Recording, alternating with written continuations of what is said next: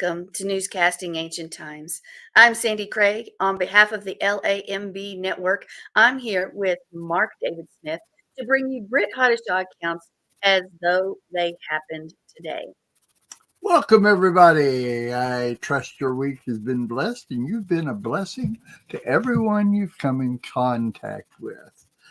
Well, I would assume you've been going over Joe's new report, huh, Sandi? I sure have. It's more like a letter from home, Mark. No, it's different, but it's good. Joe does write up her reports differently than most. I'll give you that. She actually writes it as descriptively as though she's telling a story. It's really it's more of a dialogue than a report.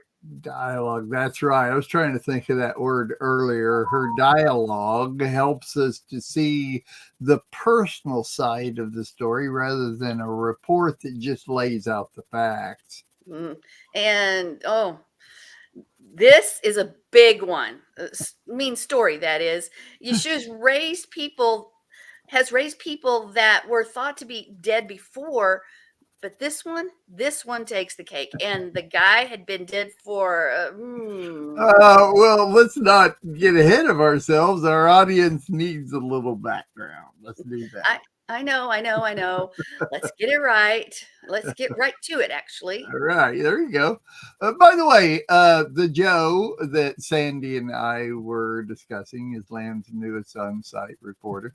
If you missed the show last week, Joe was here on the show to help us to understand where she stands with Yeshua as Messiah, but also to let us know she will be bringing us the reports on Yeshua in the future. Sandi and I are very happy about this. Yeah, and this week's report is a very good start on her reports.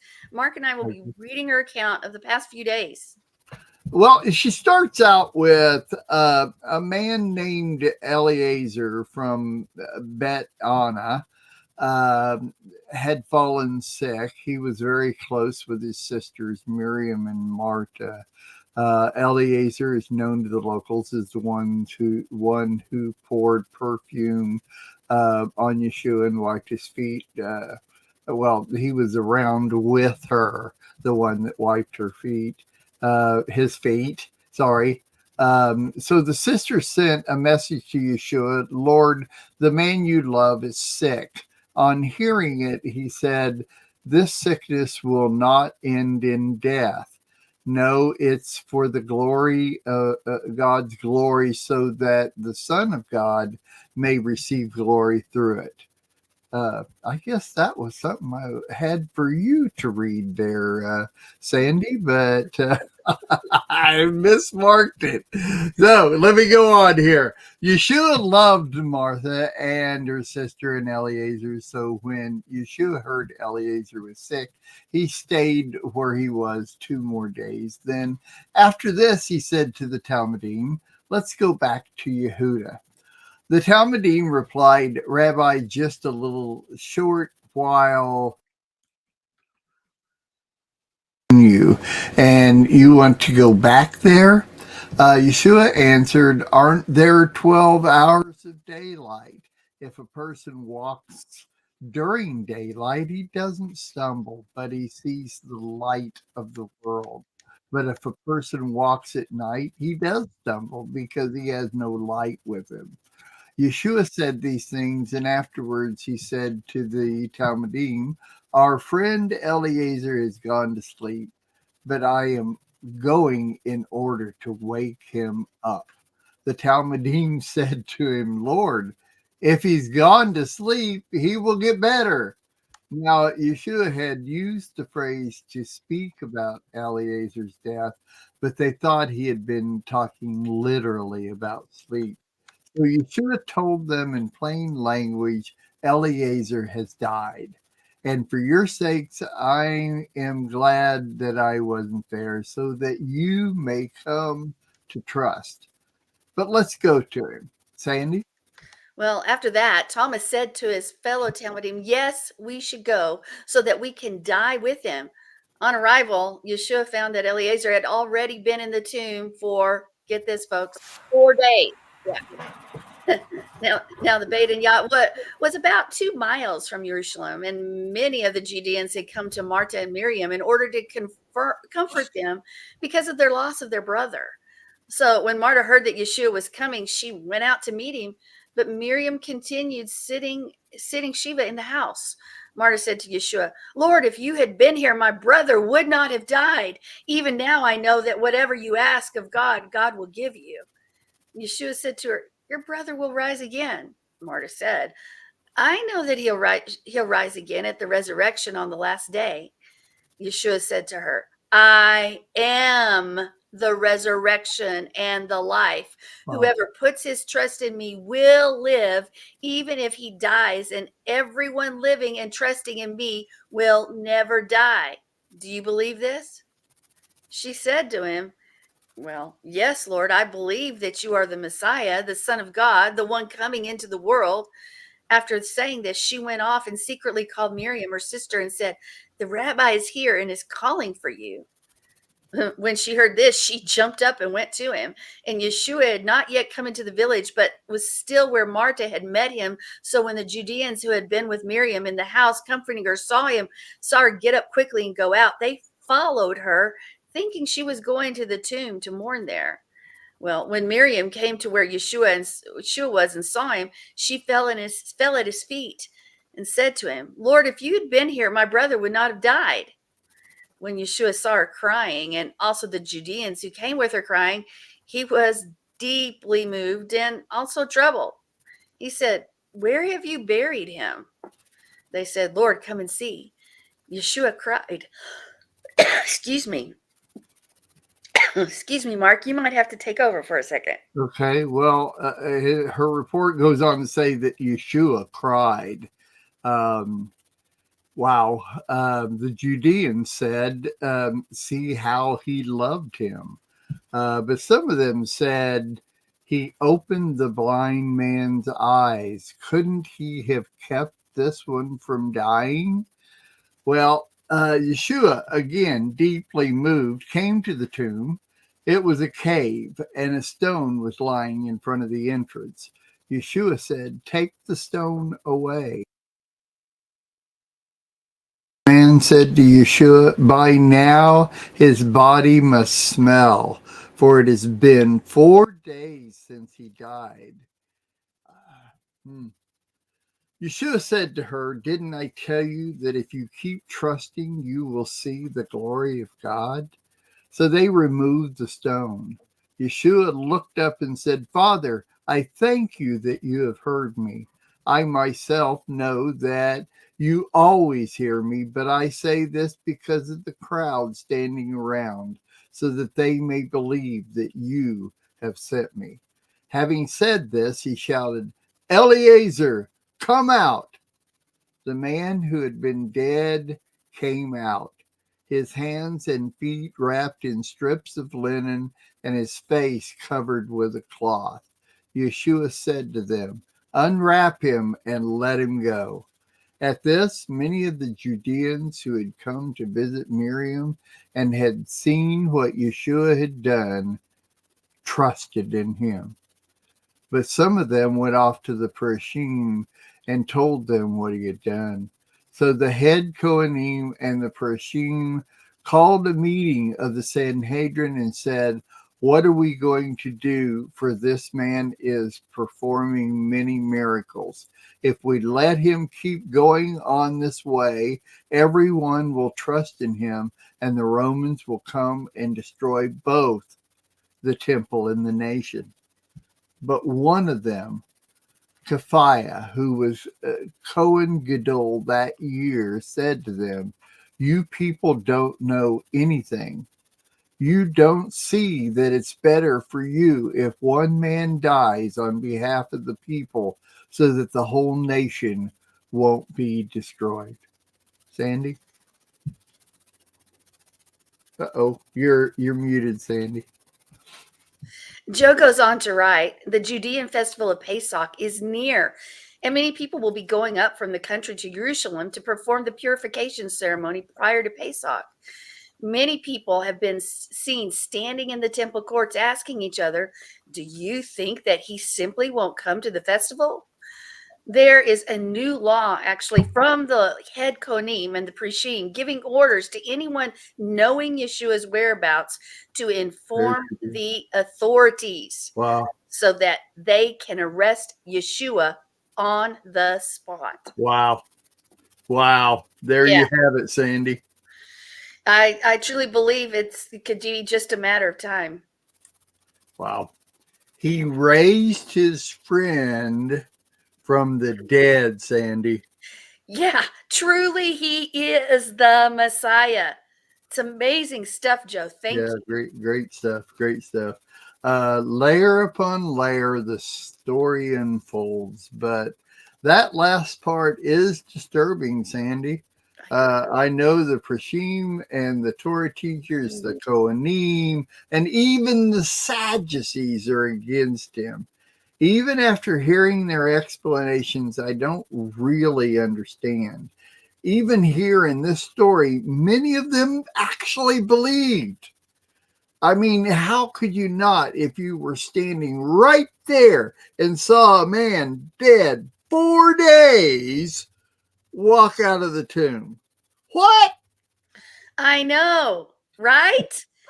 It literally defies reason. Really, And really, it happened right in front of their really, face. really. I would have been flat on my face worshiping the Most High. Yes, I agree. Me too. The ones that walked away have hearts colder than the Pharaoh that wouldn't let our people go. That's right. But the people, the majority, they believe it's those others, the leaders, the ones that are threatened. Yeah. Well, they have their own agenda. Yes. It's real obvious. It's real obvious. I mean, the new edict put out, to bring Yeshua's in. I don't know. I think it won't be long. We need to keep a watch because it won't be long. Anyway, so those people should not be associated with anything having to do with the things of God. Oh. How do we get them voted out of office? Well, I don't think we voted them in office. No, that's true. Yeah. What has to happen will happen, and it will be because the God of Abraham, Yitzhak, and Yaakov wants it that way. That's right. What good is Yeshua if he's in prison, people? And for what? Raising the dead? Oh my! Maybe Eliezer was a communist. Really, communist, Mark? What? I know. Okay, so where do we go from here? Say it. Be blessed and be a blessing to everyone you meet. That's it for this edition of Newscasting Ancient Times. I'm Sandi Craig. And I'm Mark David Smith. Shalom.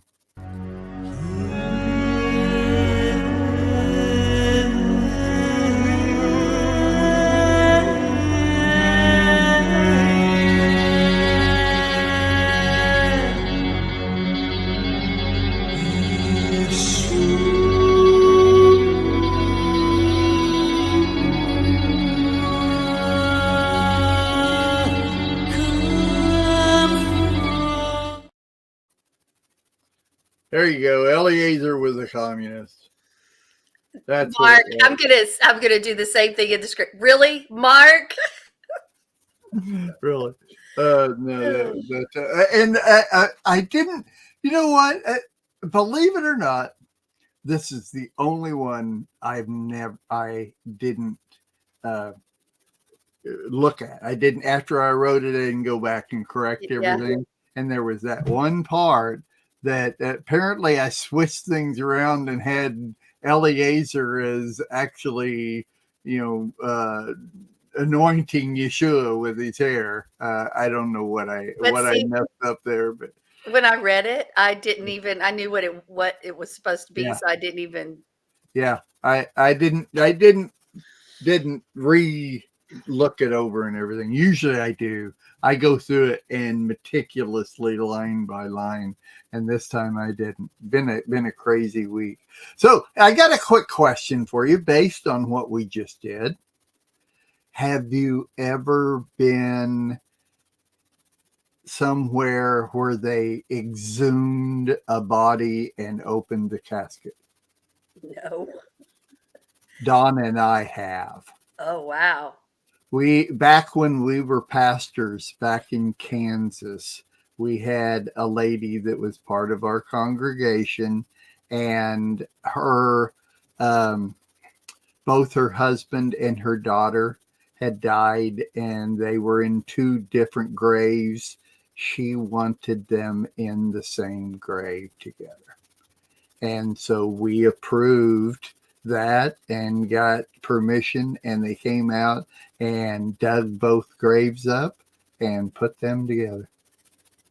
But let me tell you what, when you open that casket of somebody that's been dead for some time, that smell is the most ungodly smell you have ever smelled. That is a fact. And Donna, my wife, will agree with that. There's nothing, and you know, I mean, I don't know if it's the formaldehyde. I think it's more the formaldehyde smell that they use in the body and bodies and all that kind of stuff. But death. I mean, literally, my wife and I have smelled death, and that was what it was. Wow. I wonder, Vault 25-8, Michael says that he's actually been around that as well. How long was the gentleman? Donna could probably remember. It was several years. So it was several years in. That's the one thing, if you do it naturally, by then that would have already been gone. Yeah, If it exactly. wouldn't have been Exactly. done the way we do things here. Yeah. So, huh. You will probably never have to smell that smell, but I'm telling you, the Lord allowed us to go through that and smell that, and it's been an extreme factor in both Don and I's life. You know, remembering that, you know, remembering the story about Eliezer, Lazarus, you know, being raised from the dead, and how they said he's going to smell. You know, these people, I guess, are familiar enough with it. Back then, they around bodies, I guess, and stuff. You know, I don't know. But you want to know something else? When I when I was in a senior in high school, I was going to Oral Roberts University to be a nurse initially for the first few years. And so I was prepping and things, and I worked in a nursing home, and it was probably the hardest physical job I've ever had, was that. And I mean, I was a nurse's aide. You had to lift and carry and clean, and not clean the facility, clean, you know. Uh-huh. But there was a smell of death on people that were about to die too, and I can't explain it. Yeah. I remember a lady, Mrs. F, specifically. I would go in there, and there was just a smell of death. And she did pass away. I remember when I really started noticing it, she passed away within a day or two. But there was a smell, just a fragrance. I think that right there could go with a lot of Nitsa Moshe's teachings, you know, because she teaches on the aroma. I mean, I've taught some on it, but I've learned a lot from her and others as well. But there's just this smell. Yeah. And Yeah. Yeah. so death, I think that's why, I mean, animals can trigger on cancer, diabetes, and other things. When your sugars are high, they can smell things that we can't imagine or even Yeah. think about noticing. But I think that is why that goes on to what really is taught, is there's an aroma to believers as well. I know that that's different than death, but we're on this, the way the nose trigger, we can identify things, and you will never ever forget that smell of death, of actual death that had decomposing flesh. I will never forget that smell of the death about to happen. And yet we can relate that to the smell of death in the body of those who don't believe, maybe as well. Uh-huh. That's Because we interesting. are marked, if death smells, and we can finally, with our untrained nose, recognize it. Yeah. That aroma of a believer versus the aroma of one who doesn't believe in Messiah has to have a certain smell of death as well. See, Wow. that'll preach. That makes me Yeah. curious. It There's makes me want to go study right now and there go you get go. a message ready. So, I'm um, with you. I'm with yeah, you. Interesting subject, but I mean, this is something nobody ever talks about unless you're a mortician or a coroner or something. right, So right. interesting. Uh, Anyway, uh, enough about Why that. did they have to, just because they were going to inter? I know this has nothing, No, because they were going to inter him, the family together. Were they putting him in the same casket, or were they putting them in the her same? the girl was very young, and it's, my gosh, this has been at least 20 years ago, so I'm struggling to remember the Remember? facts Yeah. on that. I just remember us doing it. I can remember it. I can remember it just like it just happened, because it's burned into my memory. But details and stuff, I don't remember so much. But I if I remember right, it was that both of them they were in a car accident, I think. So they both died at the same time, but they were buried in two Separately. different graves, and she wanted them together. And Okay. so I think what happened was they dug them both up and then took the remains of the little girl and put them in the casket with the husband father. Okay. That's And why it had to I be opened. think, Okay. and I'm pretty sure that's what the deal was. And I don't even remember exactly why, but she had scripture. She had, all kinds of great argument about doing it. Donna and I did our research, and we decided to make the decision to do it. And I believe the Lord, I really do believe the Lord gave us that decision so that this would be burned into our memory. Experience. And, it's literally, it is. And I mean, it's life changing, because you have to meditate over that. You have to know Yeah. what you just did, and you have to think about it, and you have to, reason it out. I mean, that's all you can do. And you reason it with the Lord, you make that decision, and you do it, and you go from there. But, yeah. Yeah. Wow. Wow. What a topic. Well, I can briefly lighten our topic up for just a moment. How often do you read instructions incorrectly? Me, Well, I'm just asking in general, but yeah, I, I mean, yeah.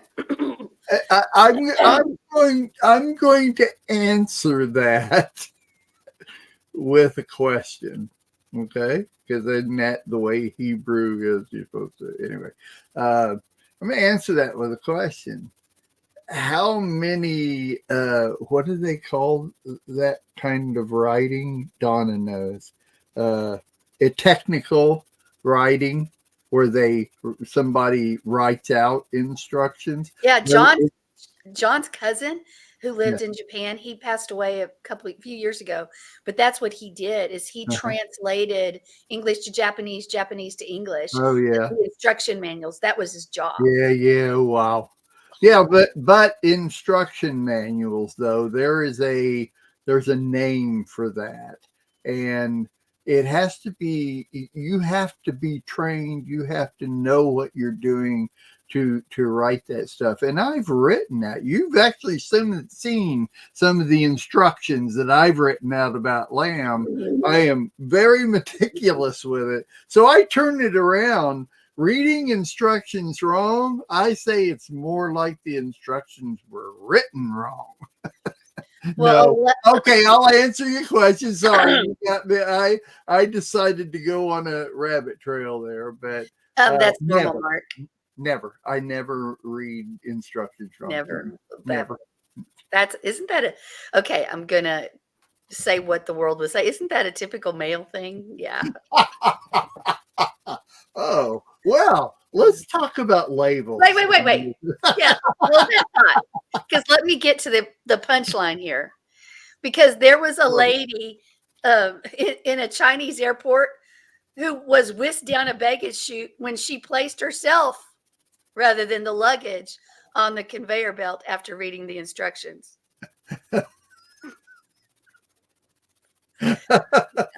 Can you imagine? Here's a woman on the luggage, and there's a woman on the conveyor belt at the airport. I don't doubt it. I do not doubt it at all. She read the instructions incorrectly.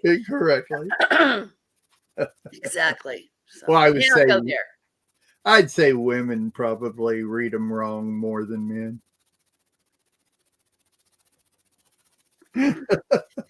Well, it doesn't help the story I just told. No. Well, men don't read them. If men don't read them, they can't say they read them right or wrong because they don't read them. So this is where it all goes askew, because I am not your normal man, especially in these areas, because I read instructions every time. Every time you get something, I got to put something together. I just put together a new office chair the other day.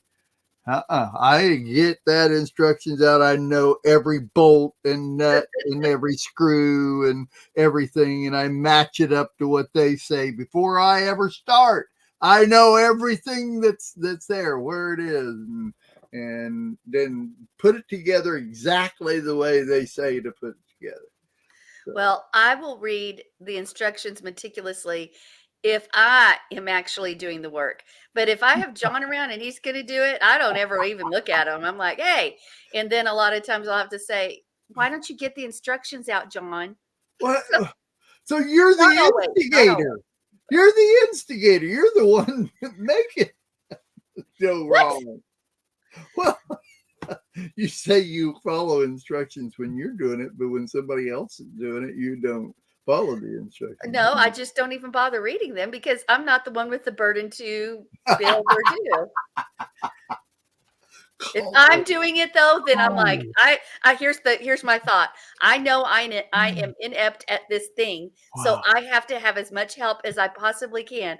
It's like one time my dad, he sent me, I was in college at Oral Roberts, and my car, the ignition switch broke in the car, and mine was such that I had to take the steering wheel off in order to get to the ignition switch. It was a 1980 Pontiac Phoenix.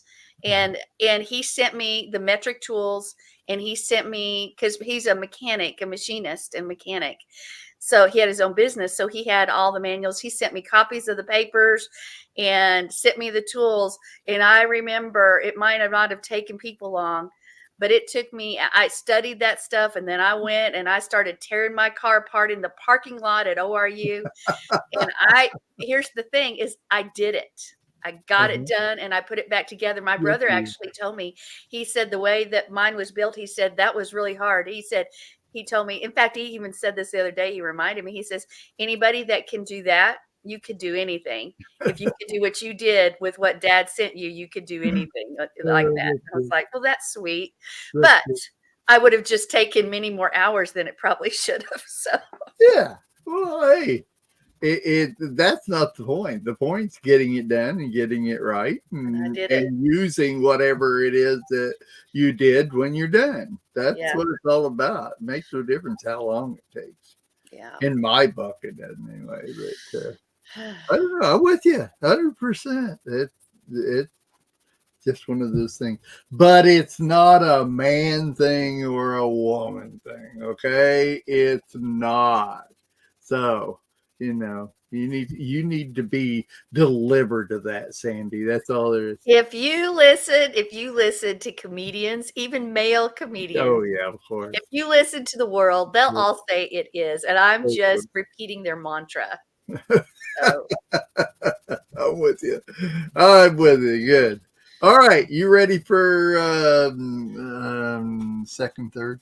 I don't know if I am. I'm sort of still where we're at. Oh, okay. Yeah, okay. Let me get into a different mindset. All right. We'll be right back. Okay.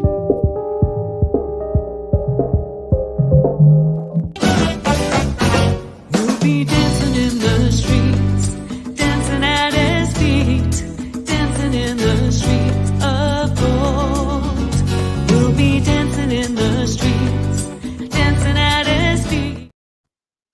Have you ever wondered why the Word of God tells us to give thanks unto the Lord? It tells us a lot. In fact, it tells us to be thankful. Well, why should we give thanks to him? Well, he deserves it. Number one, he created you. He keeps your heart beating. He keeps your life going. So trying to claim life as your own actually could be even ingratitude. Think about that. We even say when Yeshua bought us with the price, our life is not our own. But are we truly thankful? Because Yah created us to do what? He wanted relationship. And part of that relationship is giving thanks to him for that life, for the breath that we have in our lungs, for so many things that we take for granted. He sacrificed everything for you and me. But here's the kicker. We oftentimes don't give him the thanks that's due his name. In fact, in prayer, we tend to be very self-centered, thinking about what we need, what our family needs, what this needs, this need. And we may spend a tiny bit of time, if any, saying, "Thank you, Father." And then we go off on our own tangent. How do we respond to him when he gives us the blessings and the life that he gives us? David sure tells us over and over that we need to change our attitude and have an attitude of gratitude, of thankfulness. Think about this. In the last 24 hours, for everything that you've lived and done, whether it's been pain or suffering or difficulty, have you appreciated and told Yah thank you? Because guess what? His presence is what carried you through it. So I just want you to honestly examine your heart and life and say, what have I thanked him for the last day, for the last parts of my life in the last 24 hours? Well, let's go over to Psalm 106:1. It says, "Hallelujah. Oh, give thanks unto the Lord, for he is good." Okay. Was that a question? Was that a suggestion? Or was it a command? It's a command. Give thanks unto Yah, for he is good. When we thank someone, it is for something they did that they did for us that they never really had to do. Is that to suggest that Yah is in reality a bad God who chooses to be good and we should thank him when he makes the good choice? No, for he is always good. And even goodness is measured through him, actually. But this word thanks is in the Hafel imperative form and something that causes us to thank him. And then we're commanded to thank him. Something that causes us to thank him. What would that be? Thanks does not mean much when we give it because we're forced to do it. Think about your kids. When you say, have you said thank you? And they say, thank you. I've seen Amariah do that. Amariah, be thankful. Thank you.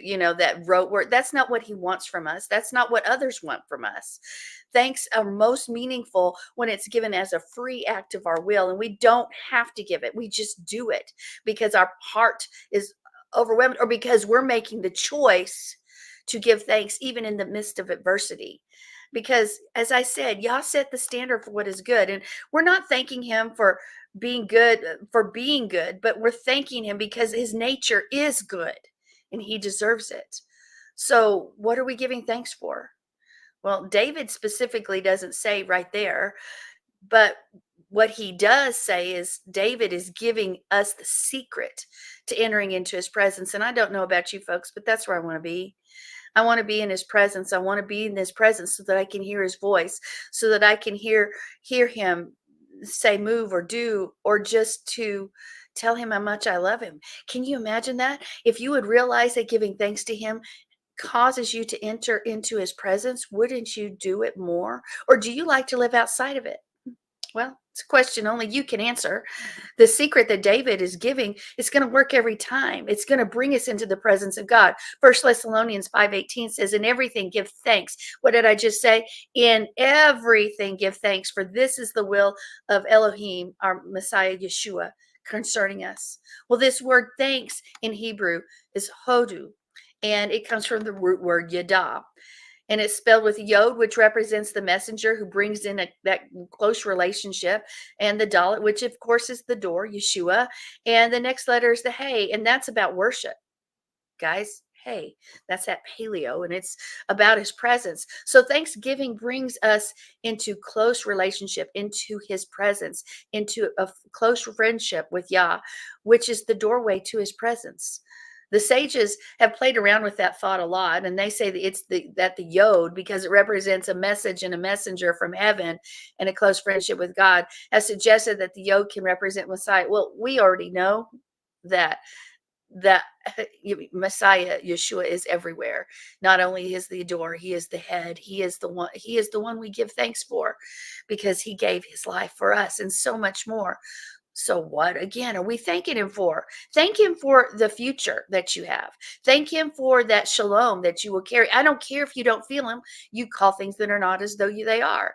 We thank him for the finished work that he's done, that we can go into his presence, that we can run to him, that he's going to be there, that his word is active and alive and it doesn't return void, that every promise fulfills its purpose. We thank him for everything that happens in our lives, good and bad. Good times we can praise him, but in bad times we thank him that he is our protection. He is our deliverer. He is the answer. He's the one that makes a way. So why do thanks bring us into the presence of Yah? Because think about this.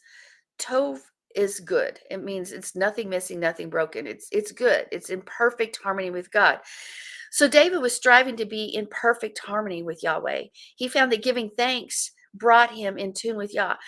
I want to tell you, when you begin to give thanks, it's going to change your mindset over anything or any situation that you are facing, that you are struggling with. That's why in everything we give thanks, because all of a sudden our perspective will shift and change. Are we thankful that we have a job? Are we thankful that he's helped us take care of the job, that he is in control? That presence of Yah is so sweet, but yet it shows when we're in his presence that we're in tune with him. I want to be in tune with him. What about you? I want to be in tune and hear him and know him and love him. Now, does that in a way that is different than I would never be able to do if I wasn't in his presence, in that intimacy with him? So you may say, well, I'm not going to thank God because there's things that have happened still, there's horrible things. Well, we thank Yah in those horrible things because he wants to work good. His promises are, for I know the plans I plan for you, says Yehovah. I have plans to prosper you, plans to give you hope in a future, not to harm you. So when we paraphrase that and we look at it, why do we wait until something's perfect or something really exciting happens and all of a sudden we give thanks? We shouldn't do that. We can't hold it back, because this attitude of gratitude, this attitude of longing to be in his presence because we're thankful, actually has physical effects on us. Did you know that it allows our brains to release serotonin and dopamine, and that those are those feel-good chemicals that change our mood and our willpower and our motivation? It actually shows why we give thanks, because I want to feel better. What about you? Do you want to feel better throughout your day? Then let's start thanking him for what he's done, because it actually happens to be that the more we thank him, the more we're retraining our brain to work. If we're a negative person and I'll always see things with a critical eye or a negative connotation, when we begin to shift our attitude around and begin to thank him for everything and be thankful to others as well, it literally changes the way our brain is wired and the way we respond to things. Would you like to be one of those people that people on the outside look at and they go, oh, they're always negative, they're always that? Or you know what, I get around them and I feel uplifted, I feel good, I feel I feel a shift in the atmosphere just to be in their presence. Why? Because they're thankful people, and thankfulness brings joy. It makes you happier to be thankful. And actually, it also physically causes you to have a stronger immune system. You will actually hurt less body aches, less pains, and it causes your blood pressure to even out, and even the way your heart beats, it, the cardiac function of your heart. And then here's another one. Do you sleep well? The more thankful we are, science has proven that you'll have better sleep cycles, better communication, you'll have more empathy to others, stronger relationships, in better mood, more likability, because people like you better when you're positive, when they want to be around you. So why do we hold back? Enter his gates with thanksgiving and enter his courts with praise. Give thanks to him and praise his name. Psalm 100, verse 4. Our gratitude belongs to Yahweh first. We are nothing and have nothing without him. He is good. In fact, the words thanks and thanksgiving appear over 100 times in the word. And we're told at least 73 plus times to give thanks. So why are we not doing it? Because Yah is good, and that is who he is. But let's go even further, because are we grumpy or grateful in our attitude?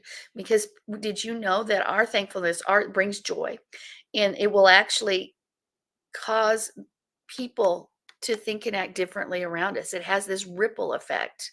If we have a heart that appreciates everything that's given and a mouth that expresses that thanksgiving to him, by the words we speak, even to others, it's going to change them.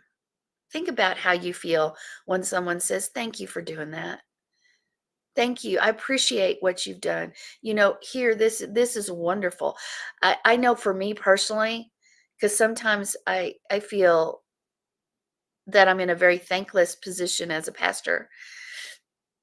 And when somebody comes around and says, thank you, or wow, this was really good, or I appreciate you've done this, it lifts me up and it gives me the strength to go do the next thing. Well, other people feel the same way. I've told you this before on this program. My mom always told me and taught me that if you do not say if you are thinking something positive and you don't speak it, then you are stealing from the person whom you thought it. Now, other people may say, well, that's just flattery. No. When Yah places a thought in your head, especially positive for somebody, they probably need to hear it. They need that encouragement. They need the atmosphere changed around them, because all of a sudden, when you thank somebody, a smile comes on their face. Something changes within them, and they're no longer focused on whatever hard thing they're walking out or walking through. All of a sudden, they are Selah, they're paused for a moment and say, well, thank you. And then maybe in their mind is, wow, I didn't even know they noticed, or wow, feels good to be appreciated. How nice is it to have the things that we have, to have the people around us that we have? Do we take them for granted? Think about them and think what they've done for you. Because sometimes just having somebody, knowing that somebody's there, that's a part of your life, can strengthen you. But have you ever thanked them for it? Thank you for being my friend. Thank you for sticking with me through thick and thin. Thank you for hanging around even when I am not a lovable person. Think about it. We oftentimes even go further. We take what we have for granted, our abilities, our strengths. We have a thermostat in our house to make us cold, to cause us to be cool or to warm up. We have clothes to put on our back. We have more than one outfit, more than two, more than three, most of us, right? Many. We have so many things to be thankful for. We have a running car. I don't care if the car doesn't work well. It's a car. I remember my old van that I used to have. We got rid of it just a couple years ago. It was a 1996 Transport. And I remember even when it was old, and people said, well, you need a new car. And I would say, thank you, Father, for the one I have. I love it. Thank you. Even my vehicle now, it's aged now. It's 13 years old. And I'm going to say, thank you, Father, for this wonderful working vehicle. I'm so thankful. Somebody works on it. Thank you. Have you ever thought about slipping a note to just people in your everyday life that you run across? The cashier or that checks you out of store. Thank you Thank you for doing that. I know I try to stop, and if I see a smile or whatever Yah's put on my heart, I say, you know what? You have a beautiful smile. I don't know them, but all of a sudden you see that smile come across their face or something, or I'll say, your words really blessed me today. And I'm honest when I do it, because I've tried to train myself when those things pop in my head, as my mom taught me, to pour that out. It changes people's lives just as it changes you and changes your day and your aspect, in the aspect that you have, the what you're thinking your day is all about. Are we thankful? Give thanks to Yah for all things, but also share the joy that you have. Share that encouragement, share that appreciation, because it gets people through their days and it changes your attitude, helps you do all those physical things that I already told you about. We need to be intentional about our words, but not just intentional about the words that are priority and about his promises. Yes, we should be saying those promises, but we need to be intentional about our words to others and our words to him. Are we thankful? Are we thankless? Are we grateful? Do we live in a life full of gratitude, or we live a life full of negativity and criticism, and always looking at, well, they didn't do this, well, maybe they did that right, but they didn't do this. Folks, we've probably all been there, so we can't say not me. A thank you has power in it. It encourages, it motivates, it keeps somebody going. It has the power to lift them up and change what might have been a bad day into a good one. It gives you the opportunity to get into Yah's presence and hear his heart, to hear his heartbeat, to be one with him. That intimacy. Thanks is important. Let's not forget it. Mark.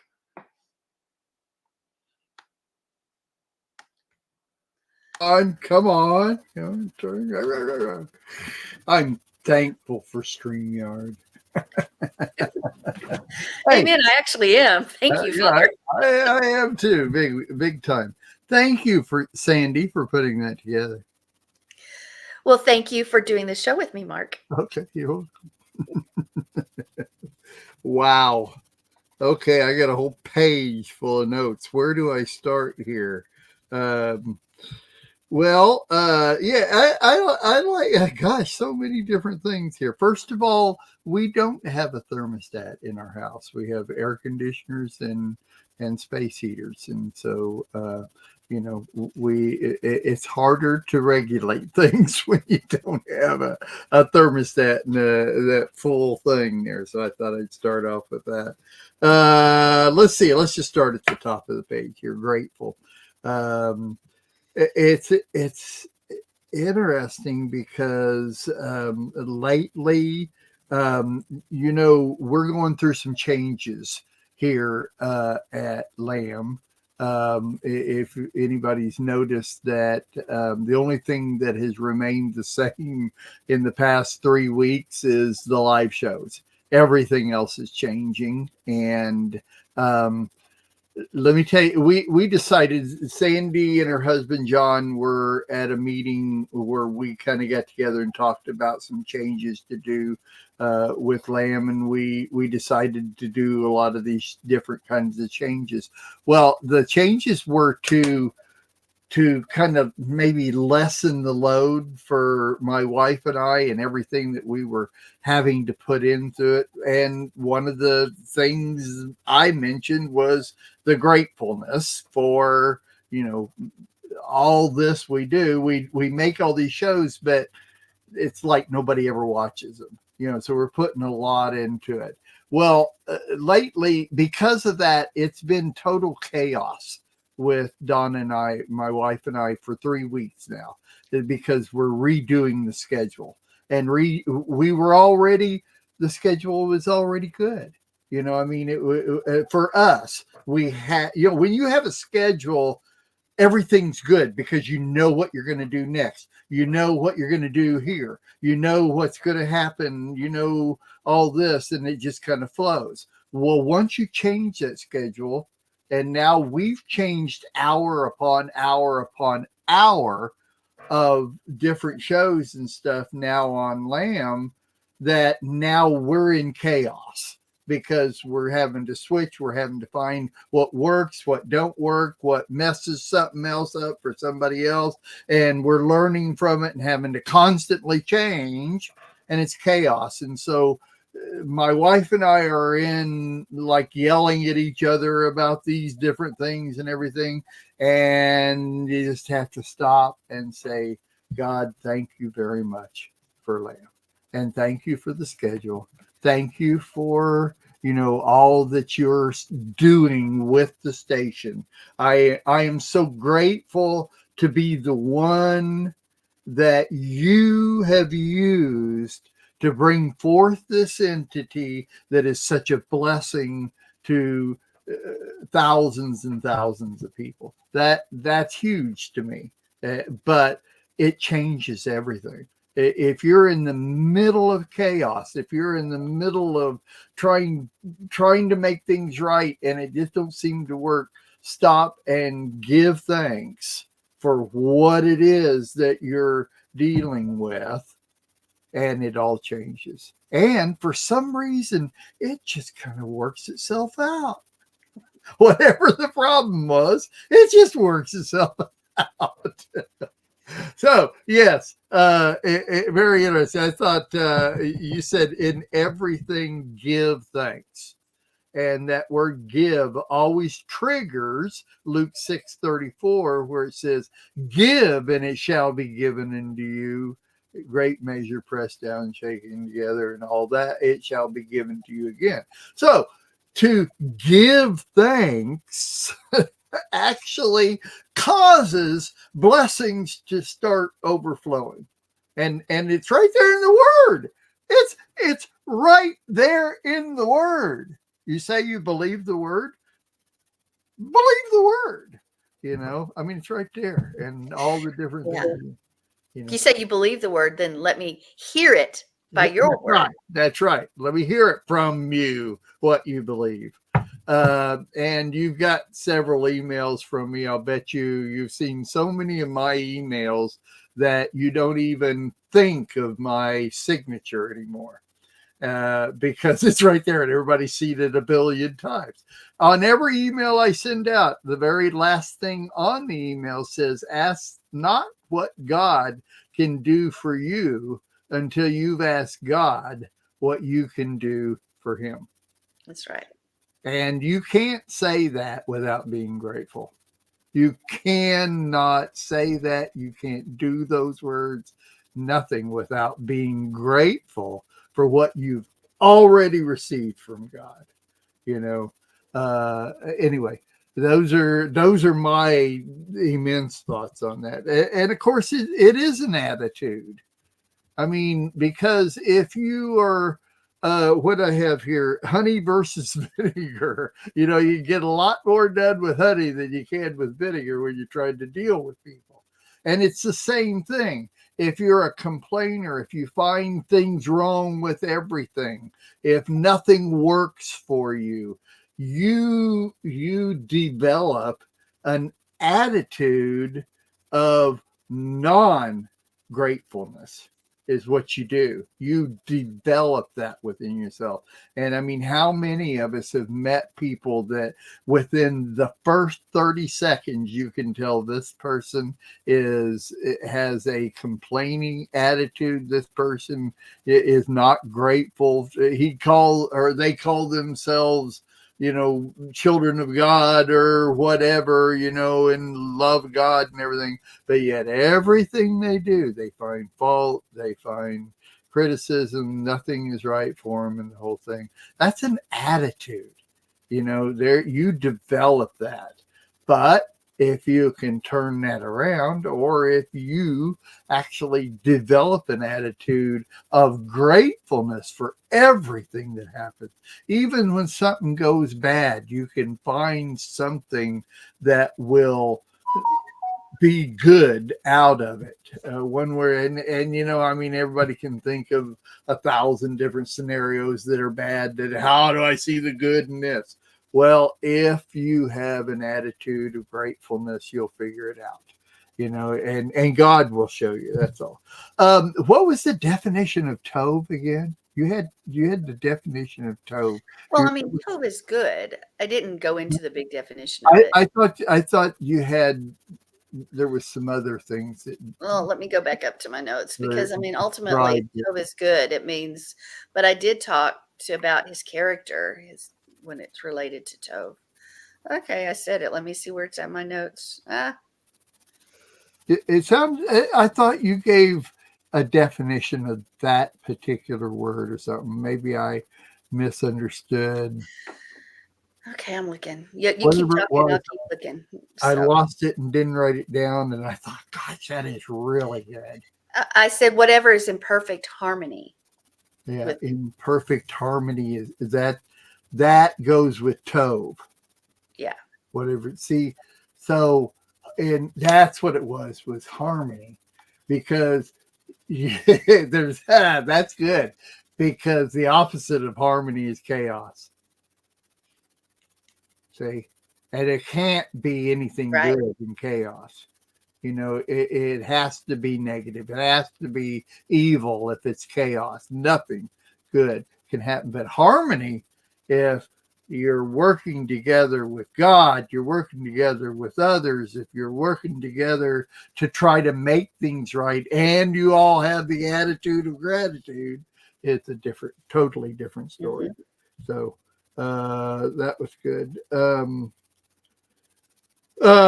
Oh yes, you you were talking about changing people's lives by being thankful and grateful.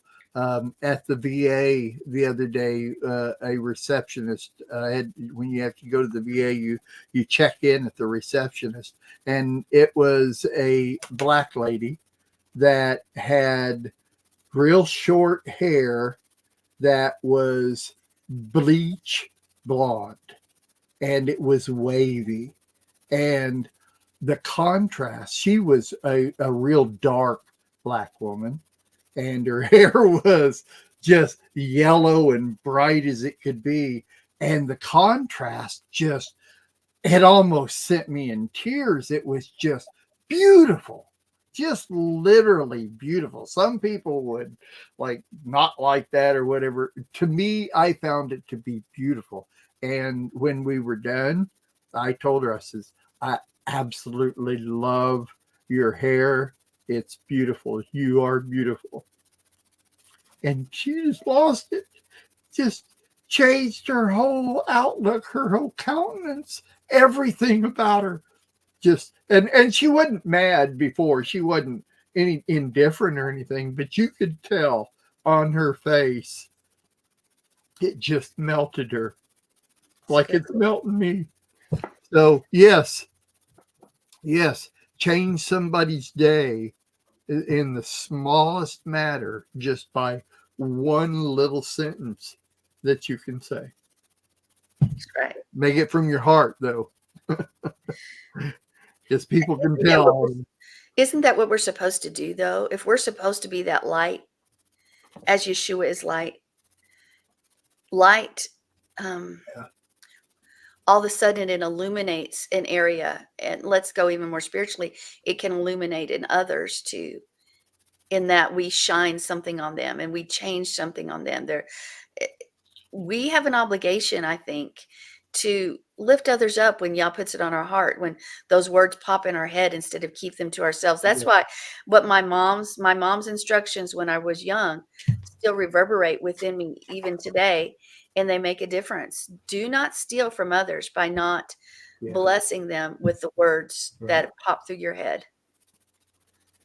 And that's pretty powerful. So if we don't do it, we're stealing. And are we really being light if we don't do it? You know, we're supposed to be the salt also that preserves. There, we have a function. Our function is so great, and it doesn't differ even than that of Yeshua, because we are part of the body, and He is the head. So our jobs are the same, and we have. He said, "Go out and make disciples of all people." Well, how did that happen?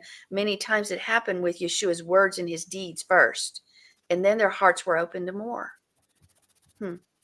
What are we in that? Yeah. Words, I'm with deeds. you. I'm with it. 100%. All right. Great. As always. So All right, really good. Okay, are we ready to go on? Sounds good to me. I've lost my place here. I don't know where I'm at. So, okay, we're going to go on to the third. We'll be right back. We'll be dancing in the streets, dancing at his feet, dancing in the streets of gold. We'll be dancing in the streets, dancing at his feet.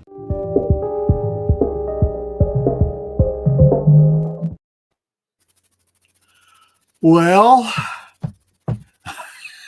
I was going to start this a different way, but I'm not going to go there. Let me reword how I was going to start this. So, Sandy, have you ever called anybody a retard?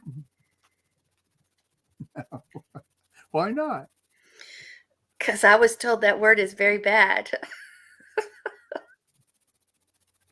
Well, Don't use it. I'll bet you it's not just because you were told that word is really bad. You know about that word, and you know Exactly. that it's bad, whether anybody told you or not. And you know it can be extremely offensive.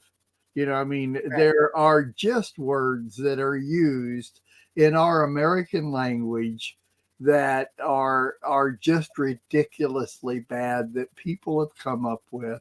They put labels on people, they put names on people, and I'm not even talking about stupid, grade school names that kids call each other and anything. I'm talking about adults and the stupid. I want to use the word stupid, even though that word is on my list here. It's just stupid to do it. But I think it's because so many people have allowed themselves through their lives and through their influencers, through their parents, through their lives. They come across there and they're ungrateful, in the first place. And I just want to talk about names or labels that we put on people that are just wrong. And I think maybe one of the reasons I want to do this is because even though people may know that it's wrong, they don't think about it or recognize it when they do it. And maybe if somebody like you and I bring it up and make it known to them, then they'll stop and think about it before they use these words. Agreed. Okay. I think we so often use words, and they might not even seem negative, but yet what we're doing is creating this self-fulfilling prophecy. Words you speak, the devar you speak has power, and therefore those words that you're speaking will play in someone's life and your children's lives especially. That's right. I mean, that's why even we're going to talk about those words that you have, but we can even go to how we name our children. If you look at some of I can't think of the two names. They're on the tip of my tongue, and the words that we name our kids. There are two names in the word that meant weakling and something, and those guys died, and I'm just went blank on their names. But the things we name our children, we're literally prophesying over our kids every time we speak those names.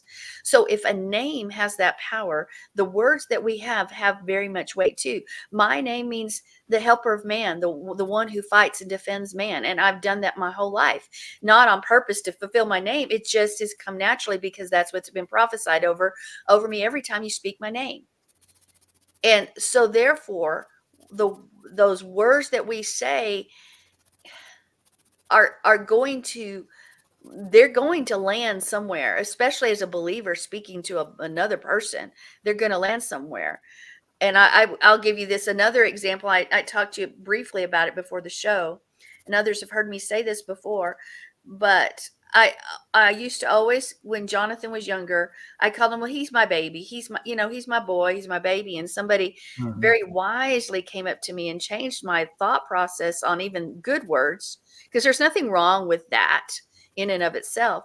But they said, stop saying that. Mhm. You declare that he's your mighty man of God. I don't care if he's 4 or 5. You Uh-huh. call things, you Uh-huh. call that out of him. Do you want him to remain a baby the rest of his life? And then I think of people who do call their sons and Yeah. daughters baby, and they are Yeah. babies for the rest of their life. Yeah. And it changed my thought process on it.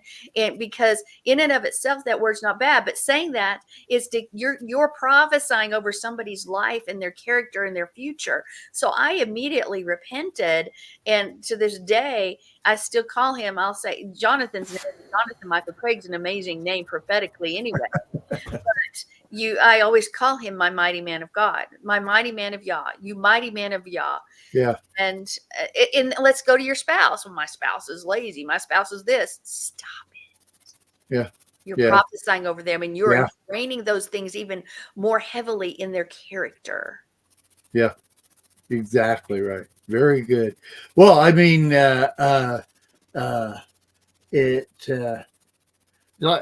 for instance, I don't know what Mark means. The person that wrote the second book of the New Testament. That's what Mark. I don't know what it means, but there's just so many different ways you can go there. For instance, like the word I used at the beginning, retard. Okay, yes, a normal, common word for someone that doesn't have the mental ability development that maybe others have would be retarded, and that is an accepted word when describing people like this. But then when you take a portion of that and say retard, you're never going to say it in a positive way about that person. See, and actually the word retard is never used when talking about somebody that has mental development issues. They're usually calling somebody that has done something wrong, or they made a bunch of mistakes or something like that. They're perfectly mentally able to make rational decisions, and they're perfectly fine. It's just that you find fault with what they did, and you use a word that absolutely has absolutely nothing to do with that person, and you put that on that person when you do it. So hopefully the person doesn't accept it and take it to themselves. But I mean, we just need to be aware, even when we're talking to our spouse, who is our most closest confidant of anybody on the planet. Our spouses, sometimes we say things just inadvertently because that's part of our language, and I say we need to stop. So anyway, I mean, there's words like crazy. We call somebody crazy just because they did something that is indifferent than what you would do. Right. They're crazy, that kind of thing. On here, I have the word tranny. And now we know we're in a, huge deal here in the United States about the LGBT and all that kind of stuff and everything. And they're even making laws that we have to, call certain people certain things or not, call them certain things and stuff like that. But, it's just something that we have to learn. Right now, it is what it is in the world, and it's so interesting that we watch a couple of reality shows, and in season 41 of Survivor, we're big Survivor. We love the social thing of Survivor and everything, and Jeff Probst started the season off. He has all of his people, brand new, bevy of people that he's got, on the island and everything. And right away, he goes to the point where he normally says, "Hey guys, come on in."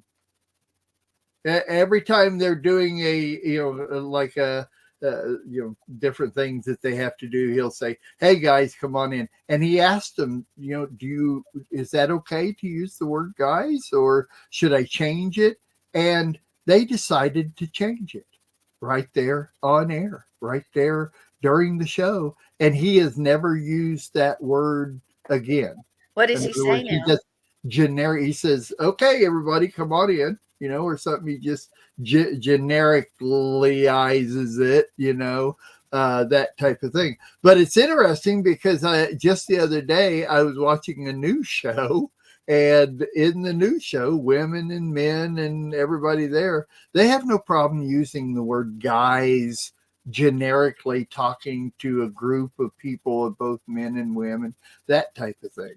So these days, it's getting more and more diverse, and chaos is really what it's getting, Sandy. And in this world of chaos, because of this, okay, I'm not going to use the word, because of this stuff, because of this crap, that's all there is to me. It's even more distinguishable to me to recognize even more common words we use for common things.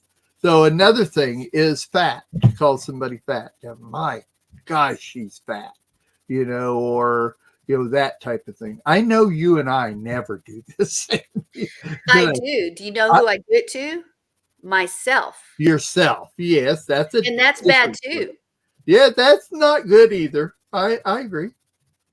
I agree. Yeah, I use that word in my self-talk, and I try to change it. I'm like, oh, why did I say that? I'm skinny. Yeah. Yeah. Well, there's, yeah, that's each individual, of course. The word homo, to describe a homosexual. My thought on these. Why do we even know if you're homosexual or not? Why do we need to know that? But using that word homo is not good. It's just derogatory. Period. Even when you're using it in regular company, that your friends and family and stuff like that. That, I think, that's the biggest problem, is these words that are used in friends and family when you're together, and even to hear somebody else say it, just nonchalantly, like it's no big deal. This is the way the world says it, so I should be able to say that. To call somebody an alcoholic, you don't know if a person's alcoholic. Yeah, there's a lot of signs that could be, but if you're talking to somebody else and you just describe that person as an alcoholic, you don't have the right to do that. I just don't think you do, because unless you're dealing with somebody that is a proclaimed alcoholic. You understand what I'm saying? Mm-hmm. Talk to me. I mean, if you disagree, be No, sure. I agree. I'm just thinking, when you say that, I go back to the self-talk. I hate those groups where you go and I hear of them, and they say, you stand up and you say, I am a blah, or I am a blah, That's because right. you are literally cursing your own life. Uh-huh. And I don't care if you walk through that, if you've had to deal with that issue, and then that's who you were once, that doesn't mean who you are now. And we need to call things that are not as though they are. And we need to stop these labeling others, but stop labeling yourself and pigeonholing yourself into a lie, into the enemy's traps because of our own words. And so when you said alcoholic, I said, I understand that. And I have people that deal with things like that in my own family's path. But yet it always brings me back to those groups that you stand up and you say, I'm a blah, or I'm a blah, or I'm a blah. Yeah. And you need to stop that. Don't say that. You even said earlier, speak of things that be not as though they were. That's right. Exactly the frame of mind we need to get into. I agree. Yeah. If he loosed us from the bonds of slavery, Why do we want to label ourselves as enslaved? That's fact. That is a fact. Very good. Very good. All right. Next one on my list. Lazy.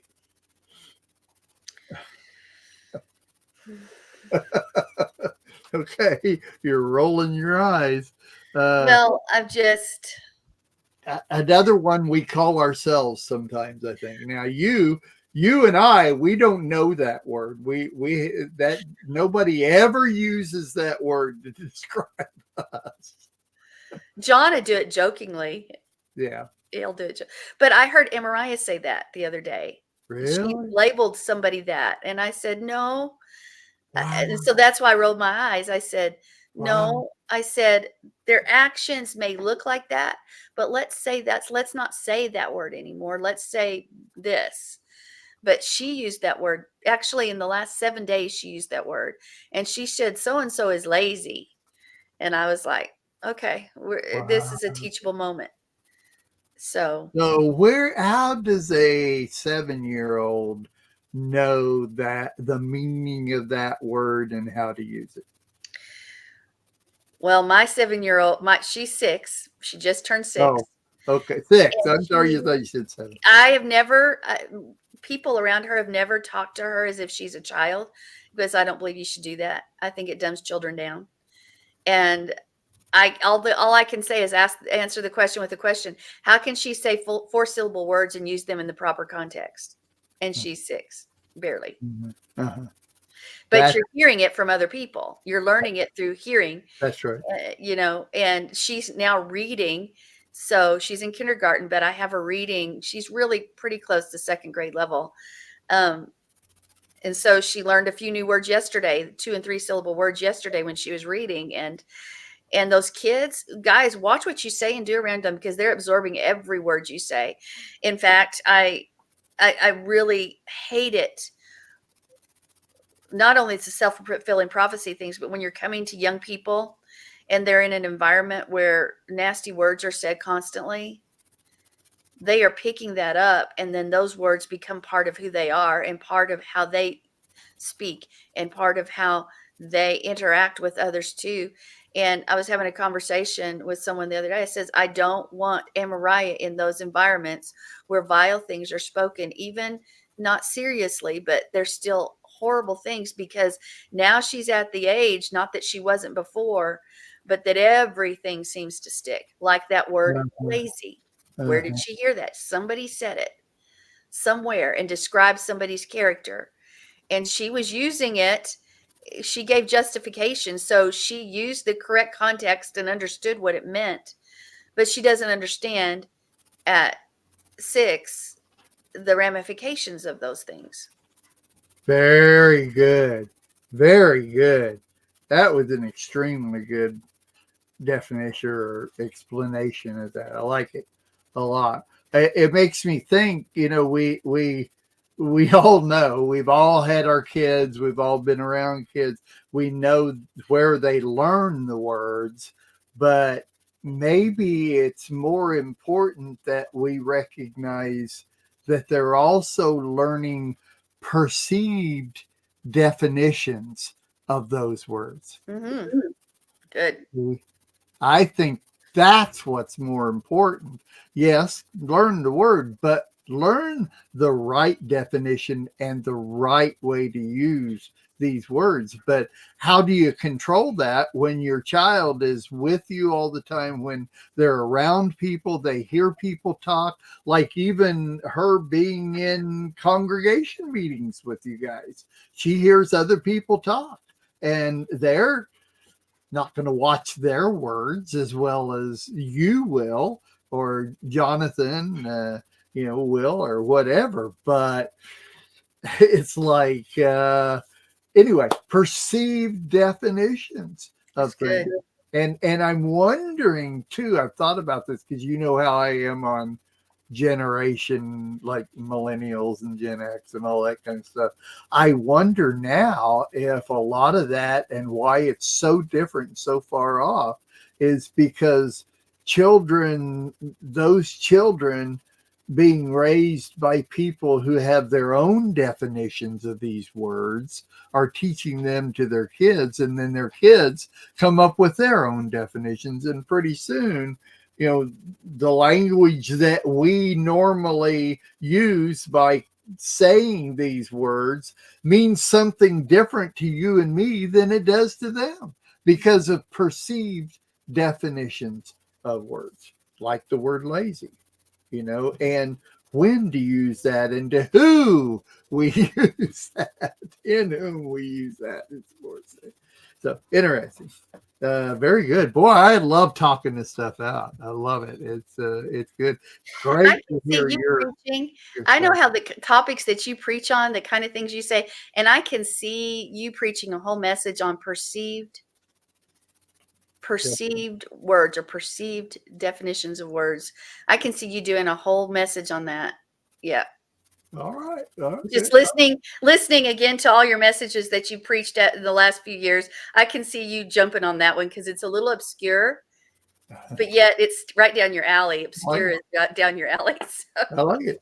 I like it. I like it. Well, and we are talking about this also on Let Us Reason Together tomorrow, the Friday edition with Rabbi David and Larry Segeri. So you know me, I love to throw things out there and then hear everybody's feedback on stuff. That's how I learn this stuff.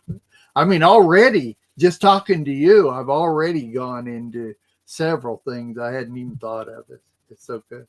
All right, next one on my list is hypocrite. I have used that.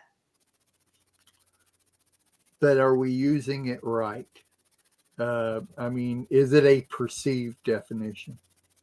I mean, because I know we know what it really means and how to really use it, but do we use it nonchalantly in places that we have no right to, or to someone we have no right to put that onto?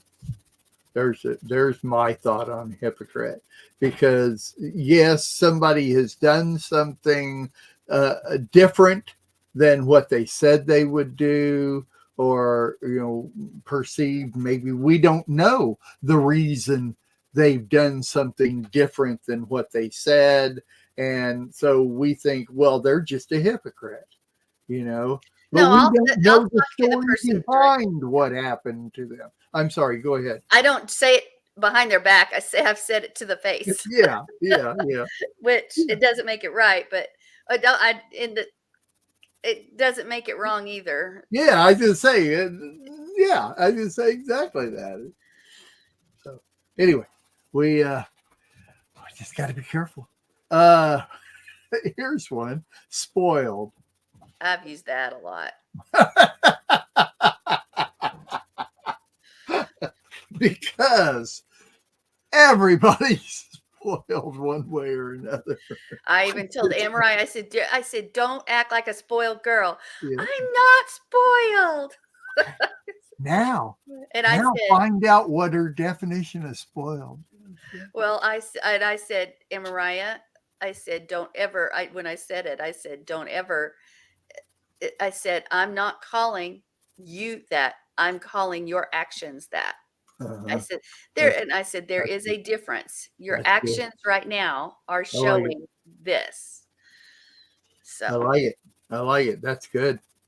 Real good. Okay, the one that I used earlier, stupid. I hate that word. I despise it too. I think when talking about things that don't work, then sometimes even that is wrong, because things can't be stupid.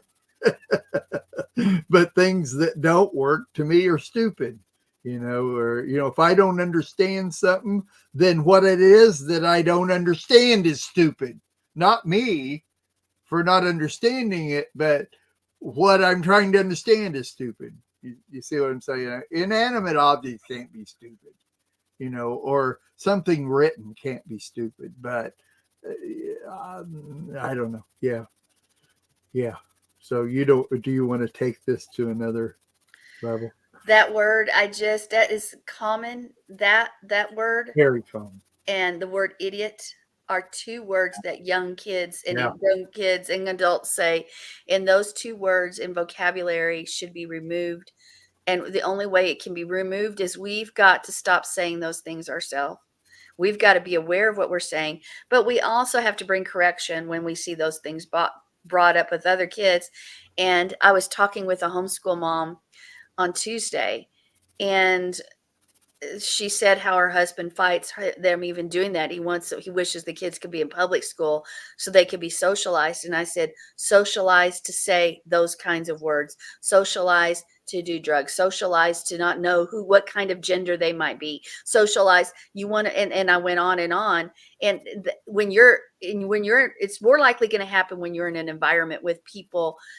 Kids are in an environment where there's no God in the middle of it. Right. That's right. And those things become common and among them, and it's used casually. In fact, those would be probably some of the less offensive words that kids learn in those systems. And it becomes even more apparent and important that we guard and protect our children away from those kinds of things, so they hear the words of God. And just as we spoke of in the last part, is that thankfulness and gratitude become the way of thinking and the way of speaking among our young ones and our old ones. And we need to shift if it's us. But that's only going to happen when we intentionally place around our kids an environment that's contrary to what the world offers. And that takes intentional work, and it takes money. Maybe it takes us to live intentionally instead of letting those things and things like them spew from our mouths. But we need to guard and protect our kids. That's right. It's got to stop. It's got to stop here. Excellent. Only one thing I'd say is every parent needs to sit down as soon as your children are able to make sentences, they're able to reason things out, and they're with other kids a lot. You need to have this talk, and you need to bring up words and discuss it with them. The whole thing. We got to go, Sandi. It's 50. I know. All right. All right. Great discussion as always. If you missed the show or want to see it again, want to tell somebody about it, go to lambnetwork.tv and go to the on-demand section. All of our live shows are in on-demand. So God bless everybody. Thanks for joining us. Hopefully we'll be back next week. And, it's one of those things where we get to do this. And I am so blessed every week with you and I doing this. I am too. Thank you so much, Mark. All right. Well, yeah, be grateful, everybody. And here's a couple of guys to tell you that. Be excellent to each other. Be excellent to each other.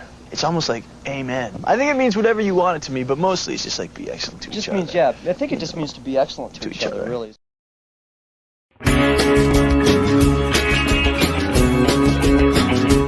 We are richly blessed to bring you what we believe is the fullest, most diverse, yet up-to-date progressive teachings, discussion, and prayer programming you can find anywhere on this planet. Be sure to take the tour of the MessianicLambRadio.com website.